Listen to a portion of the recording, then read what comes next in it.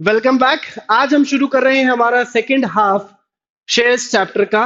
Already पहला half मुझे पता है बहुत हैवी था, बहुत बड़ा था, बहुत सारी चीजें हमने उसमें पढ़ी हैं और वो बहुत जरूरी भी था। इसीलिए उस सेशन को मैंने इतना डिटेल्ड बनाया एंड आई होप आपने उसे बहुत ध्यान से देखा है और आपने उस पर पढ़ाई गई सारी चीजों को अच्छे से रिवाइज करके उस पर दिए गए क्वेश्चंस को भी आपने अच्छे से सॉल्व किया होगा। ठीक है, आज हम जो पढ़ रहे हैं वो है हमारा सेकंड हाफ शेयर्स का, जिसमें हम बात करेंगे four feature and re issue की। एक ऐसा टॉपिक जिसपे बोला जाता है बच्चों को कि वो बहुत डिफिकल्ट है, नहीं बनेगा, और आपने अगर प्रैक्टिस नहीं की तो आप नहीं कर पाओगे। But what I feel is कि अगर आपने पहला सेशन बहुत ध्यान से देखा है तो आपको ये वाला पूरा का पूरा पार्ट बहुत आसानी से समझ में आ जाएगा डेफिनेटली। स्टार्ट करते हैं फोर फीचर एट पार के साथ। एट पार याद करो, वही टेक्निकल टर्म जहां पे हम ओरिजिनल फेस वैल्यू पे शेयर्स को इशू कर रहे हैं। तो आज अभी हम बात कर रहे हैं फोर फीचर एट पार की, फिर मैं आपको बताऊंगा फोर फीचर एट प्रीमियम क्या होता है। अब फोर फीचर वर्ड का मतलब क्या है पहले इसे समझ लीजिए। फोर फीचर का मतलब होता है कैंसलेशन ऑफ शेयर्स। क्यों? क्योंकि लोगों ने अरियर्स कर दिए थे। याद है हमने पढ़ा था, जब लोग अपने स्टेज मनी को जानबूझ के पे नहीं करते हैं तो कंपनी बार बार उन्हें लीगल नोटिस भेजती है, इंटीमेट करती है और टाइम देती है। पर जब ये सारी मेहनत करने के बावजूद कुछ लोग अपना पैसा नहीं देते हैं, स्टेज मनी नहीं देते हैं, तो कंपनी ने तो उन्हें एप्लीकेशन के टाइम पे ही शेयर सर्टिफिकेट दे दिया है। तो कंपनी को ना चाहते हुए भी ऐसे शेयर होल्डर्स को डिफॉल्ट शेयर होल्डर्स बनाकर, डिफॉल्टर मानकर उनके शेयर्स को कैंसिल करना पड़ता है। That means forfeiture is the result of non payment of instalments, that is calls in arrears. तो अगर कॉल्स इन एरियर्स नहीं होता तो फोर फीचर भी नहीं होता। इसीलिए लमसम में ना ही कॉल्स इन एरियर्स है, ना ही फोर फीचर है और ना ही री इशू है। इंस्टॉलमेंट में अरियर्स है तो इंस्टॉलमेंट में फोर फीचर है और री इशू है। तो once you cancel the shares of those shareholders, आप उन्हीं शेयर्स को अब किसी और को वापस बेच सकते हो। तो कंपनी उसे बोलती है री इशू ऑफ शेयर्स। इसलिए री वर्ड लगाया गया है क्योंकि ये शेयर्स पहले इशू हुए, किसी और ने इसे खरीदा, पर क्योंकि उसने उसका पूरा पैसा पे नहीं किया, हमने उसे वो वापस ले लिया by doing this four feature. और अब हम इन शेयर्स को री इशू करने जा रहे हैं किसी और शेयर होल्डर को, जो शायद पहले हमारे शेयर्स खरीदना चाहता था पर हमने उसे नहीं बेचे, जैसे कि मिस्टर ए था हमारी कहानी में। तो ऐसे लोगों को हम वापस शेयर इशू कर देते हैं। तो वो है हमारा री इशू का पार्ट, वो हम आगे देखेंगे, समझेंगे। चलिए शुरू करते हैं पहले फोर फीचर को। चलो, तो हमारी कहानी में हमने शेयर इशू किए हैं 10,000। हमारा जो शेयर प्राइस था वो था 10 रुपीज का, and we called this money into four instalments, that was 2 3 4 1। The instalments will be decided by the management, it will be given in the question. जैसे कि मैंने आपको पहले भी बताया हुआ है, मिस्टर ए नाम का कोई बंदा है जिसके पास है 1000 शेयर्स। क्या लिखा है? Not paid final call. That means इस बंदे ने एप्लीकेशन अलॉटमेंट फर्स्ट कॉल तो दिया, फाइनल कॉल नहीं दिया। क्वेश्चन आपको सब कुछ बताता है कि कौन सी स्टेज नहीं पे की है और किस वजह से उसका फोर फीचर हुआ है। तो क्योंकि इसने फाइनल कॉल पे नहीं किया, इस वजह से company management decided to cancel his shares. पूरा क्वेश्चन नॉर्मल जर्नल एंट्रीज के साथ विद अरियर्स बनाना होगा आपको। आप एप्लीकेशन की दो एंट्री, अलॉटमेंट की दो एंट्री, कॉल्स की दो एंट्री एंड फाइनल कॉल की दो एंट्री के साथ इस एंट्री पे फाइनली पहुंचेंगे। दिस विल बी और एंट्री नंबर 9, क्योंकि पहले की एंट्रीज हम ऑलरेडी देख चुके हैं कैसे की जाती हैं विद अरियर्स। तो मैं आपको डायरेक्टली फोर फीचर बता रहा हूं, और फोर फीचर की साथ अच्छी बात यह है कि उसकी एंट्री भी फिक्स है, that is share capital to forfeited shares to calls in arrears account. अगर आपने कॉल्स इन एरियर्स अकाउंट को डेबिट किया है नॉर्मल जर्नल एंट्रीज में तो वो यहां पे क्रेडिट होगा, और अगर आप लोग without calls in arrears journal entries draw कर रहे हैं तब आपको कॉल्स इन एरियर्स की जगह स्टेज का नाम लिखना होता है, जैसे कि आप बुक्स में देखते होंगे, टू फाइनल कॉल या to first and final call या सेकेंड एंड फाइनल कॉल। तो इट डिपेंड्स, आप फोर फीचर में स्टेजेस के नाम भी लिख सकते हैं, कॉल्स इन एरियर्स भी लिख सकते हैं। अगर आपने calls in arrears account use किया है तो वहां पे आपको कॉल्स इन एरियर्स ही लिखना होगा। अगर आपने नहीं यूज किया है तो आप स्टेज का नाम लिखते हैं। वैल्यूज देखिए, 10,000 मल्टीप्लाइड बाय 10, इसके पास कितने शेयर्स थे? 1000 थे, और हमने कितना अमाउंट कॉल किया था? इससे हमने चारों स्टेजेस कॉल कर ली थी, इसलिए यहाँ पे 10 आया। तो share capital account indicates the actual called up price of that share. कितना अमाउंट कॉल किया गया था वो शेयर कैपिटल में दिखाया जाता है। To forfeited shares account, now this is a new account which shows the paid up amount by that shareholder। इस मिस्टर ए ने हमें कितना पैसा दे दिया था तब तक, जब हम forfeiture कर रहे थे तब तक इसने हमें 234 दे दिया था, दैट मीन्स उसने 9 रुपीज दे दिए थे। 1000 मल्टीप्लाइड बाय 9, तो this account shows the paid up value of the share holder. और last two calls in arrears, जो अमाउंट पे नहीं किया जिसकी वजह से उसके शेयर्स कैंसिल हो गए, और वो क्या है 1000 multiplied by 1, 1000 multiplied by 1, 1000 number of shares और 1 rupees was the non paid value. So this is how you draw the four feature entry. अब इसमें कुछ भी हो सकता है, बदल सकती हैं चीजें। अगर मान लो क्वेश्चन बोल दे कि दोनों ही कॉल नहीं दिए तो क्या जर्नल एंट्री बदल जाएगी? एंट्री नहीं बदलेगी, बस वैल्यूज चेंज हो जाएंगी। ये क्या हो जाएगा, हमारा जो पेड अप है वो 5 हो जाएगा और अनपेड भी 5 हो जाएगा। तो इट डिपेंड्स, हो सकता है वो एप्लीकेशन के बाद allotment, first call, second call तीनों ही स्किप कर दे, हो सकता है वो सब कुछ दे, आखिरी स्टेज ना दे, कुछ भी हो सकता है। आपको ध्यान रखना है एंट्री चेंज नहीं करनी है, ये कॉल्ड अप वही रहेगा, यहां पर आपका पेड अप और अनपेड बदलता रहेगा। हाँ, कई बार हम बीच में फोर फीचर भी कर सकते हैं। मान लो हमने फर्स्ट कॉल के बाद ही उसको कैंसिल कर दिया, तो हमारा कॉल्ड अप 10 की जगह 2 + 3 + 4, that it will become 9 rupees. तो फोर फीचर किस स्टेज के बाद हुआ है वहां तक का कॉल्ड अप, और उसी में से पेड अप और अनपेड चेक किया जाता है फॉर डूइंग दिस एंट्री। अब हम देखते हैं कि अगर ये प्रीमियम का क्वेश्चन होता तब फोर फीचर कैसे करते। और अब बात करते हैं फोर फीचर एट प्रीमियम की। अब फोर फीचर एट प्रीमियम को हम दो पार्ट्स में समझने की कोशिश करेंगे। पहला, जब प्रीमियम पेड हो और फोर फीचर हो रहा हो तब क्या होता है, और जब प्रीमियम अनपेड हो तब क्या होता है। अभी जो मैंने यहां पर एग्जांपल लिया हुआ है, this is the case when the premium is paid. यहां पर हमारा प्रीमियम जो है वो पेड है। अभी मैंने बिना क्वेश्चन समझाए डायरेक्टली कैसे बोल दिया, और आप लोग कैसे समझेंगे कि प्रीमियम पेड है या अनपेड है? सिंपल सा लॉजिक है, जिस स्टेज पर प्रीमियम हो अगर वो स्टेज पेड है तो प्रीमियम पेड है, और अगर जिस स्टेज पर प्रीमियम है वो अनपेड है तो प्रीमियम अनपेड हो जाता है। एग्जाम्पल के तौर पे, this is the question, 10 rupees का शेयर 12 में इशू हो रहा है, 2433 आपको समझ में आ चुका है, 4 रुपीज पे प्रीमियम है, मतलब अलॉटमेंट सेकंड स्टेज पे प्रीमियम था। फिर क्या बोला गया है, A who is holding 500 shares, ये मैंने एक्सप्लेन करने के लिए लिखा हुआ है कि he has paid application, allotment and first call, he has paid these three stages, that means he has paid allotment, that also means he has paid the premium। तो अगर प्रीमियम पेड है तो ये पूरा का पूरा फोर फीचर बहुत ही normal terms में कन्वर्ट हो जाएगा, बिल्कुल वैसे ही सॉल्व होगा जैसे हम फोर फीचर एट पार अभी अभी करके आए हैं। तो 2433 अगर ये सिचुएशंस है और इसमें वो बोल रहे हैं कि 3 रुपीज अनपेड है, तो पहले याद रख कर लीजिए कि अगर प्रीमियम पेड होता है तो आपको प्रीमियम को भूल जाना है, भूल जाना है कि ये पूरा का पूरा क्वेश्चन 12 रुपीज का है। आप इसे नॉर्मल क्वेश्चन में कन्वर्ट कर देंगे ये मानकर कि ये क्वेश्चन पार का है। तो मैंने जो बोला मैं उसे फिर से रिपीट करूंगा, नोट करिए। अगर प्रीमियम पेड है तो प्रीमियम को भूल जाते हैं, एक्सक्लूड कर देते हैं, और हम उसे वापस पार में कन्वर्ट करके ही पूरे सवाल को सॉल्व करते हैं।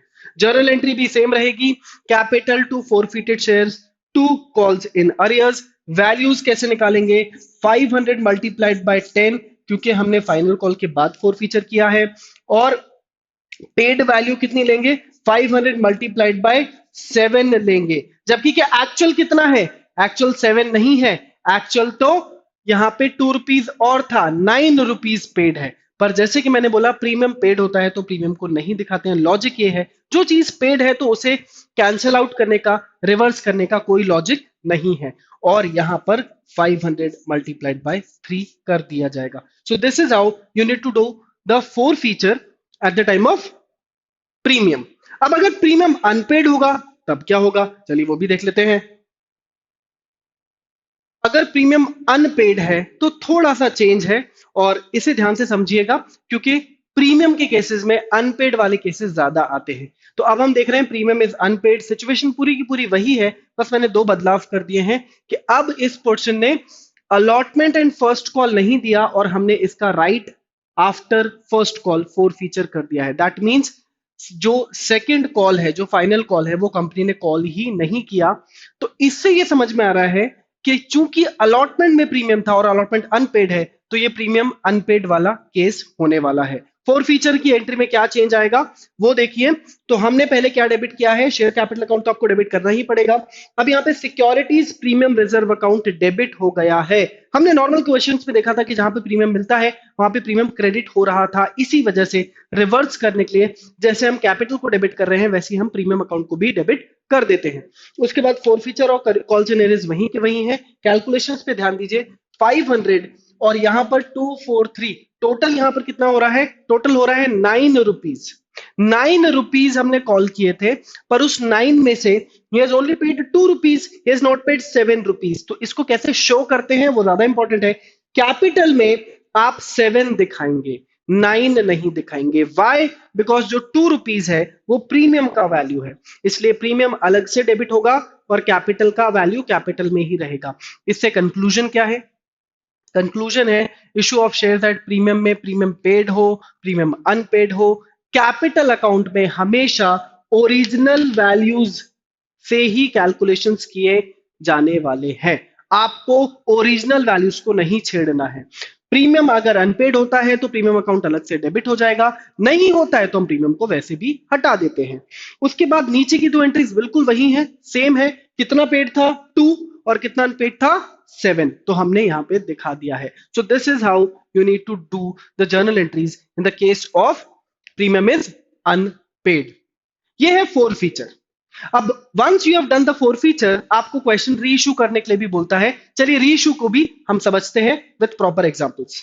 तो हमने देख लिया कि फोर फीचर एट पार कैसे होता है और एट प्रीमियम कैसे होता है। अब फोर फीचर के आगे का स्टेप क्या होता है? री इशू करना शेयर्स का, क्योंकि हमने कैंसिलेशन इसलिए किया है ताकि हम उन शेयर्स को री इशू कर पाए उन शेयर होल्डर्स को जो हमें एक्चुअली पूरा पेमेंट करने के लिए रेडी हैं। Now when we do the reissue, company अब री इशू कभी भी इंस्टॉलमेंट में नहीं करना चाहेगी, क्योंकि वो ऑलरेडी इंस्टॉलमेंट्स में इशू करके अपना नुकसान करवा चुकी है। सो हमेशा याद रखिए, री इशू हमेशा और हमेशा लमसम में ही होगा। री इशू 3 तरीके से हो सकता है, एट पार, एट प्रीमियम और एट डिस्काउंट। अब क्योंकि ये सेकेंड हैंड शेयर्स हैं तो आप इन्हें फिर से किसी और को बेचने जा रहे हैं, क्योंकि पहले आपने उसे नहीं बेचा, तो अब आपको कॉम्प्रोमाइज करना पड़ सकता है कंपनी को। तो कंपनी वहां पे री इशू करते टाइम एट पार का ऑप्शन रख सकती है, एट प्रीमियम का अगर कंपनी का शेयर जो है वो अच्छी खासी गुडविल पे है, और अगर नहीं बिक रहा है तो डिस्काउंट्स भी ऑफर किए जा सकते हैं। तो let's start with the first part, that is reissue at par.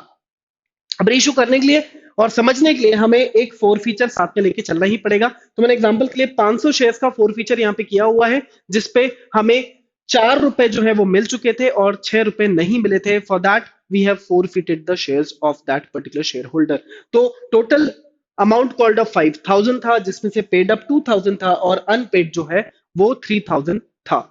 Now company reissued these shares at par का मतलब ये होगा कि वो शेयर जितने प्राइस का था उतने पे ही री इशू कर दिया गया है। दैट मीन्स अगर 10 का शेयर है तो वो 10 रुपीज पे ही री इशू कर दिया गया है और पूरे पूरे 500 शेयर्स को री इशू कर दिया गया है। और जैसे कि मैंने आपको बोला कि री इशू हमेशा इंस्टॉल लमसम में किया जाएगा, इंस्टॉलमेंट्स में नहीं किया जाएगा। एक बार में पूरा पूरा 10 रुपीज कंपनी कॉल कर लेगी, इसलिए एंट्री है बैंक टू शेयर कैपिटल। ये है री इशू की सिंगल एंट्री और एक बार में पूरा पैसा आ गया। कोई ड्यू एंट्री, कोई ट्रांसफर एंट्री यहाँ पे नहीं होती है, कोई स्टेजेस ही नहीं है। आप एक बार में पूरा पूरा पैसा रिसीव करते हैं और सामने वाले को शेयर्स अलॉट कर देते हैं, इसलिए इस एंट्री का नाम है bank to share capital.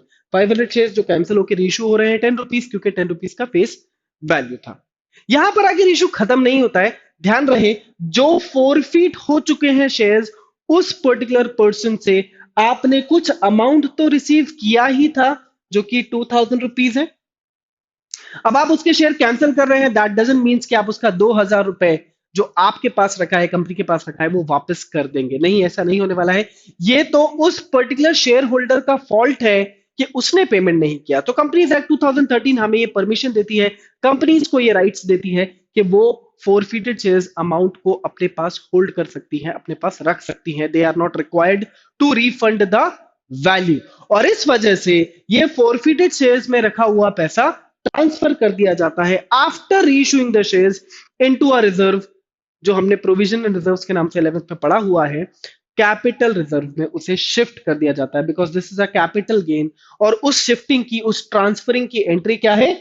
forfeited shares account debit to capital reserve account। forfeited shares account debit to capital reserve account आप देख सकते हैं 2000 कहां से आया 2000? ये वाला जो 2000 है, जो हमें उस शेयर होल्डर से मिल चुका था जिसके शेयर्स कैंसिल हुए थे, उसे ही ट्रांसफर करना मैंडेटरी है। तो जब भी रीइश्यू होगा, याद रहे आपको फोरफिटेड शेयर्स की वैल्यू को ट्रांसफर करने वाली एंट्री भी दिखानी है, वरना आपका रीइश्यू इनकम्प्लीट है। अब रीइश्यू एट प्रीमियम कैसे होता है वो भी देख लो, कैसे करते हैं। reissue at premium, where we are reissuing our shares at a price which is greater than the face value। Example के तौर पे 500 शेयर्स जो कि कैंसिल हो चुके हैं, उन्हें हम रीइश्यू कर रहे हैं 10 की जगह अब 12 रुपीज में। तो फोर फीचर की एंट्री में कोई चेंज नहीं है, रीइश्यू की एंट्री बदल गई। आप देख सकते हैं बैंक अकाउंट डेबिट है to share capital to securities premium reserve आ गया है, क्योंकि इशू का प्रीमियम हो या रीइश्यू का प्रीमियम हो, प्रीमियम तो मिल रहा है और ये प्रीमियम हमारे लिए इनकम है, तो हम यहाँ इसे टू सिक्योरिटी प्रीमियम के नाम से क्रेडिट करेंगे ही करेंगे। मल्टीप्लीकेशन क्या है? Number of shares reissued multiplied by the new value of the share, issued price of the share. 500 into 10, क्योंकि बेस प्राइस 10 था और 2 रुपीज का प्रीमियम था। अगेन प्रॉफिट जो पहले वाले होल्डर से मिला था, शेयर होल्डर नंबर 1 जिसके शेयर्स कैंसिल हुए हैं, उससे हमें कितना अमाउंट मिला हुआ था? 2000 मिला हुआ था। और ये वाला जो प्रीमियम एक्स्ट्रा है 1000 का, ये दोनों ऐड हो कि कैपिटल रिजर्व में नहीं जाएंगे। याद रहे, ध्यान रहे कि प्रीमियम जो है वो प्रीमियम में ही रहेगा। Do not assume it as your profit. Profit तो जो पुराना शेयर होल्डर है उससे जो वैल्यू मिला है वही शिफ्ट होता है। मतलब कि अगर फोरफीचर हो चुका है, उसके बाद रीइश्यू एट पार हो या रीइश्यू एट प्रीमियम हो, फोरफीचर शेयर में जो अकाउंट में पैसा रखा है वही अमाउंट आपको शिफ्ट करना है, ट्रांसफर करना है into capital reserve. This is reissue at premium. री इशू एट डिस्काउंट की बात करते हैं। री इशू एट डिस्काउंट, जब हम face value of the share से कम प्राइस में री इशू करें, और एग्जाम में ज्यादातर री इशू के केसेस में डिस्काउंट का केस, जो कि ये वाला मैं बताने जा रहा हूं, यही ज्यादा आता है, इसलिए ध्यान से सुनिए।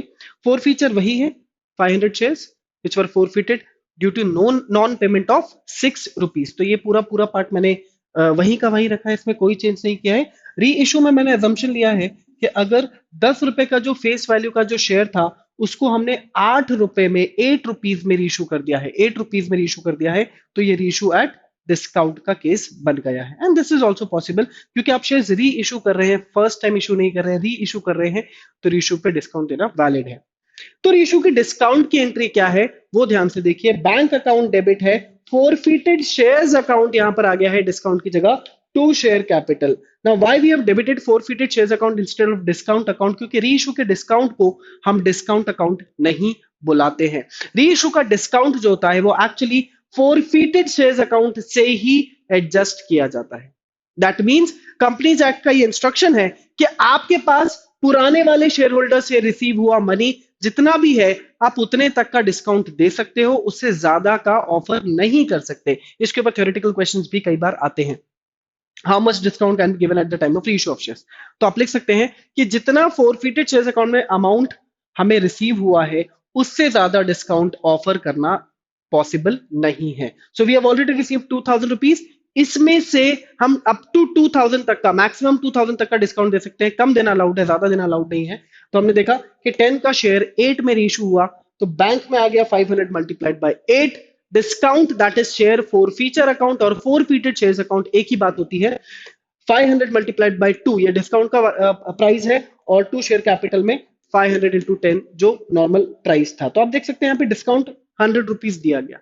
अब इससे एक और बात हमें ध्यान रखनी है कि अब जब प्रॉफिट ट्रांसफर होगा, अब जो फोरफिटेड शेयर्स अकाउंट में पैसा होता था जो हम कैपिटल रिजर्व में डाल देते हैं, ट्रांसफर कर देते हैं, उसको ट्रांसफर करते टाइम एक और कैलकुलेशन का बहुत ध्यान रखिए, वो ये कि अब आप 2000 शिफ्ट नहीं कर सकते। अब आप 2000 शिफ्ट नहीं कर सकते। 2000 में से, इस 2000 में से हमारा ये 1000 का जो डिस्काउंट है वो माइनस हो जाएगा। 2000 में से 1000 का डिस्काउंट माइनस हो जाएगा, इसीलिए forfeited shares to capital reserve में 1000 शिफ्ट होता है। कहने का मतलब ये है री इशू एट डिस्काउंट में जो फोरफीचर अकाउंट में अमाउंट रिसीव्ड है उसमें से री इशू का फोरफीचर सब्ट्रैक्ट करना है और फिर नेट बैलेंस आपको यहां ट्रांसफर करना है।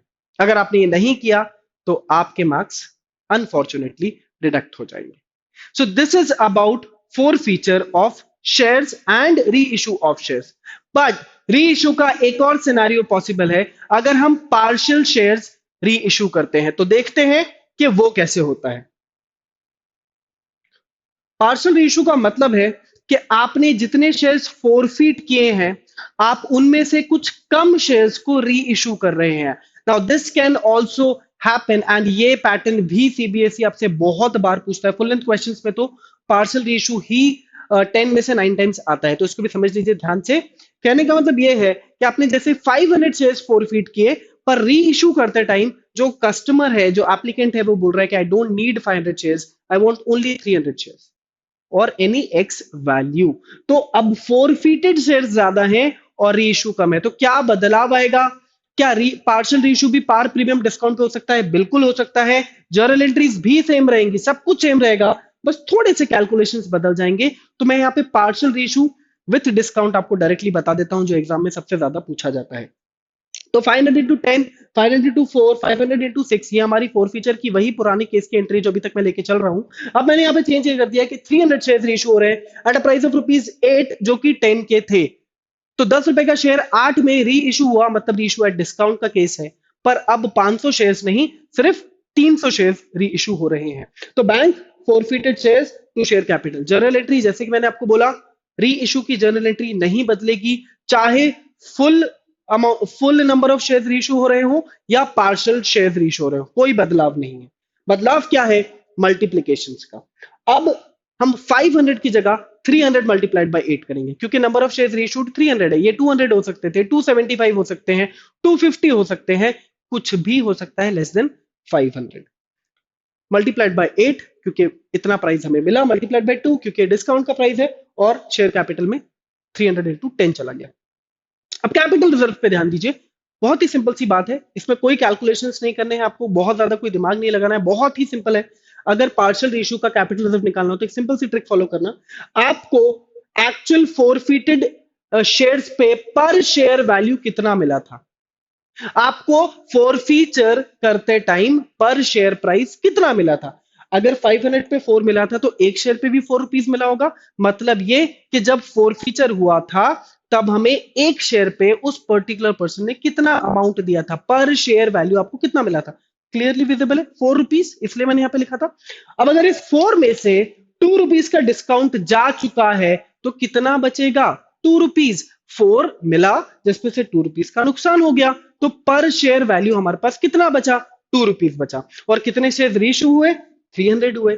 कितने भी हो सकते हैं, 200 होते तो 200 मल्टीप्लाइड बाय 2 कर देते, 400 होते 400 मल्टीप्लाइड बाय 2 कर देते। तो सिंपल सिंपल सी ट्रिक है जिससे आपका पार्शियल रेशियो का कैपिटल रिजर्व निकल जाता है। सो 300 multiplied by 2, your capital reserve amount will be ₹600। यही है पार्शियल रीइश्यू, इतना ही आसान है। अगर आप क्वेश्चंस करेंगे, इलस्ट्रेशन करेंगे और इस पूरे कॉन्सेप्ट को वहां यूज करेंगे तो आपसे डेफिनेटली आराम से फोर फीचर एंड रीइश्यू भी बन जाएगा। Last but not the least जो हमारा एक और पार्ट है वो है four feature and reissue of shares with over subscription. ये भी मैं आपको बता देता हूं। For feature and ratio of shares at the time of over subscription क्या बदलाव है, देख लीजिए। क्वेश्चन कुछ ऐसा होगा कि आपको इशूड बताया होगा, अप्लाइड बताया होगा। Definitely applied will be exceeding the issue with decent margin. ₹10, 12, यहाँ पे मैंने प्रीमियम ले लिया, प्रीमियम का भी आ सकता है, पार का भी आ सकता है। स्टेजेस आपको क्वेश्चन बता देता है। आपको कैटेगरी अलॉटमेंट्स भी क्वेश्चन बताता है कि किस कैटेगरी को रिफंड किया गया, किस कैटेगरी को प्रोराटा अलॉटमेंट किया है। मेरे क्वेश्चन में मैंने 3000 एप्लीकेंट्स को रिजेक्ट कर दिया है जिनका अमाउंट हमें रिफंड करना पड़ेगा, एंड 12 को 10 मतलब प्रोराटा अलॉटमेंट करना होगा। साथ ही साथ we have a shareholder named Rahul, he was having 500 shares and he has not paid the calls. Calls का मतलब ये है लास्ट की 2 स्टेजेस उसने पे नहीं की, उसके शेयर्स कैंसिल हो जाते हैं और उसमें से 250 शेयर्स जो हैं वो रीइश्यू हो जाते हैं एट ₹9 एज फुली पेड। अब आप इस पूरे क्वेश्चन को आप सॉल्व कैसे करेंगे? तो सबसे पहले आपको कैलकुलेशंस करने पड़ेंगे जो हमने अभी देखे थे पिछले सेशन में। ओवर सब्सक्रिप्शन के केसेस में क्या करते हैं, जो रिफंड वाला पार्ट है उसको आपको बैंक में डालना होता था एंट्री नंबर 2 में, जो एक्सेस है वो अलॉटमेंट में जाके एडजस्ट होने वाला है। तो जो पहले का पार्ट है एप्लीकेशन की 2 entry showing the refund and the adjustment बिल्कुल सेम रहने वाला है। उसके बाद आपका पूरा क्वेश्चन 10,000 से चलेगा, अलॉटमेंट का नॉर्मल एंट्रीज होंगी, कॉल्स की दोनों एंट्रीज विद अरियर्स होंगी। उसके बाद आप 4 फीचर की एंट्री कैसे पास करेंगे कि शेयर कैपिटल में चला जाएगा 500 multiplied by 10, why not 12, premium paid है, अभी पढ़ाया था मैंने।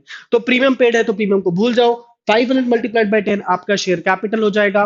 टू फोरफीटेड शेयर्स अकाउंट में 500 मल्टीप्लाइड बाय 5, क्योंकि प्रीमियम पेड है तो प्रीमियम नहीं दिखाते हैं, एंड 2 कॉल्स इन एरियर्स में 500 मल्टीप्लाइड बाय 5।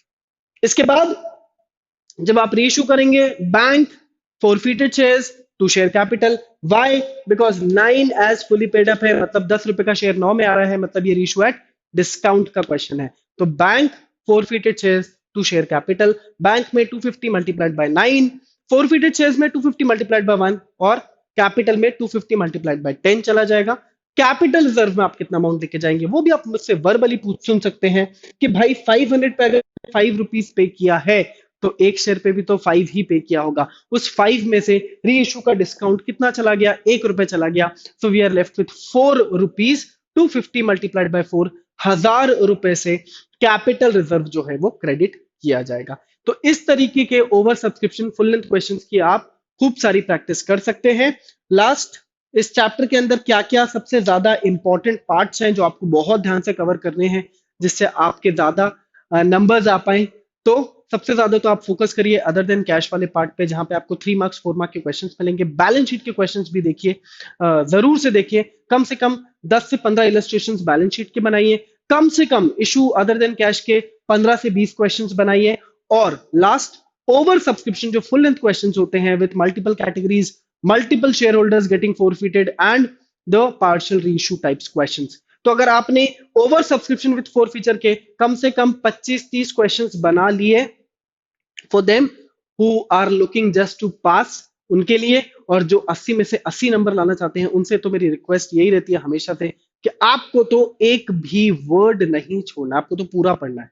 आपके लिए हर चीज इंपॉर्टेंट है। वो 99 नंबर में से वो एक नंबर आपका कहां कौन सी वैल्यू काट देगी हमें नहीं पता, और इसीलिए हमें वहां पे कोई कामचोरी नहीं करनी। तो if you are willing to score 100 out of 100 on accounts, तो ये स्लाइड आपके लिए नहीं है, आपके लिए हर चीज इंपॉर्टेंट है। जो बच्चे सिर्फ पास होना चाहते हैं उनके लिए मैं ये चीजें बताता रहता हूं कि अगर आपने इतना पढ़ लिया तो आपके इतने नंबर आ जाएंगे, इतना पढ़ लिया तो इतने नंबर आ जाएंगे, उस वजह से ये स्लाइड आती है। पर ध्यान रहे कि जो भी चैप्टर डिराइव होता है उसके पीछे एक लॉजिक होता है, एक सीक्वेंस होता है।